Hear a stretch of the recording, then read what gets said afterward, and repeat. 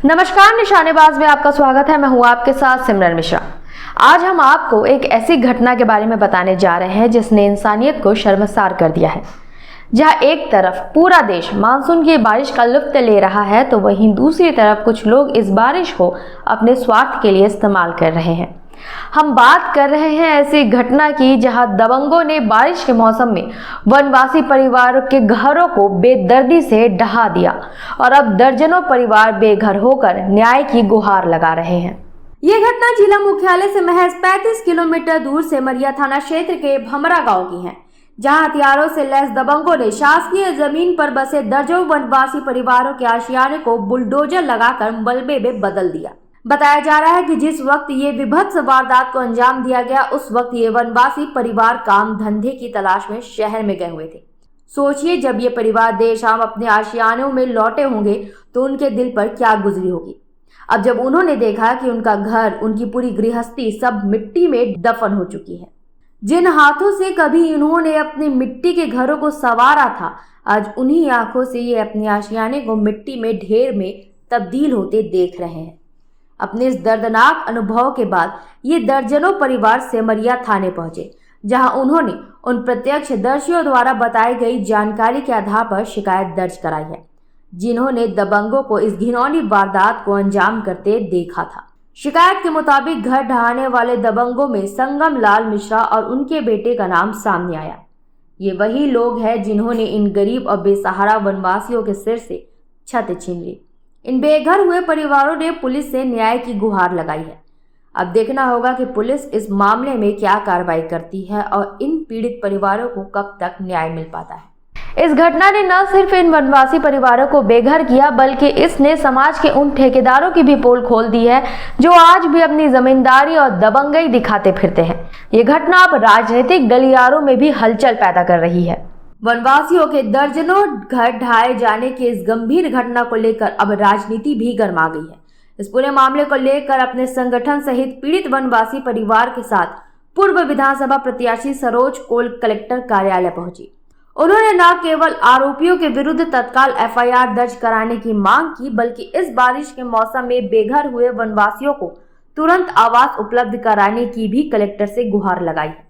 सरोज कोल का कहना है कि इन गरीब परिवारों के साथ ये अन्याय बर्दाश्त नहीं किया जाएगा और जब तक इन्हें न्याय नहीं मिलता वे शांत नहीं बैठेंगे।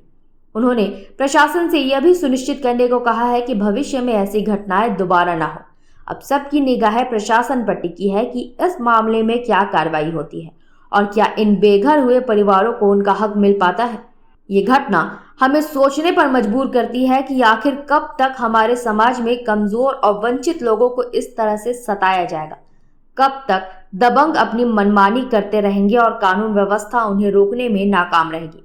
यह सिर्फ एक परिवार के घर टूटने की कहानी नहीं, बल्कि ये उन सभी गरीब और बेसहारा लोगों की व्यथा है जिन्हें अक्सर जमीन जायदाद के विवादों में बलि का बकरा बनाया जाता है।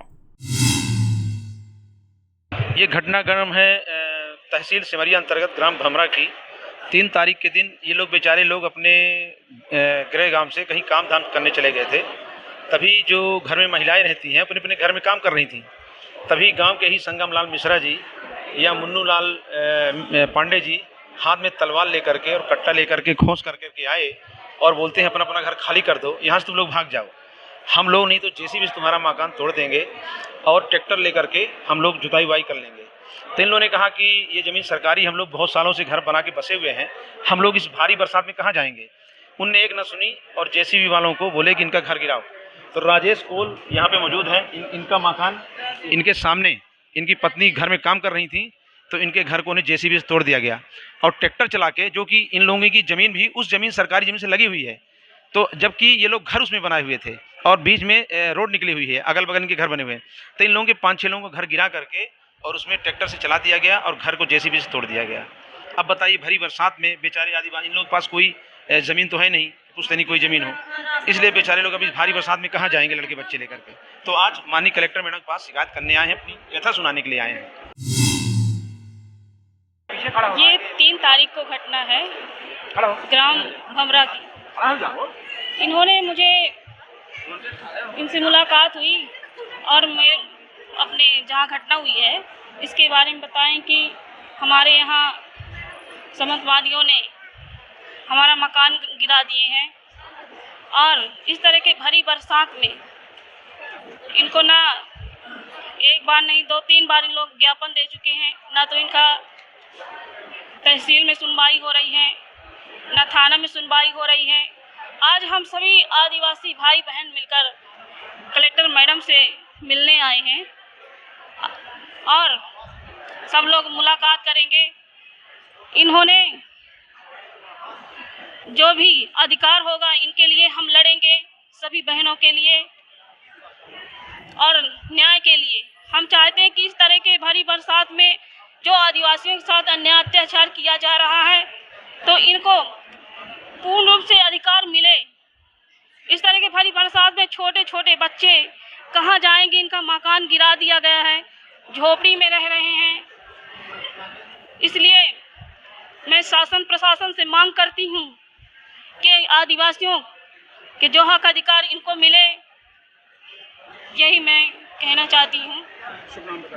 मेरा नाम है एडवोकेट सरोज कौल, मैं गुड़ विधानसभा के पूर्व प्रत्याशी हूँ जी। हमारी टीम इस मामले पर लगातार नजर बनाए रखेगी और आपको हर अपडेट देती रहेगी। हमारे प्रशासन से भी अपील है कि इन पीड़ित वनवासी परिवारों को जल्द से जल्द न्याय मिले और इन्हें बारिश के इस मौसम में फिर से एक छत मिल सके। फिलहाल इस बुलेटिन में इतना ही। देश और दुनिया की बाकी खबरों के लिए देखते रहें निशानेबाज। नमस्कार।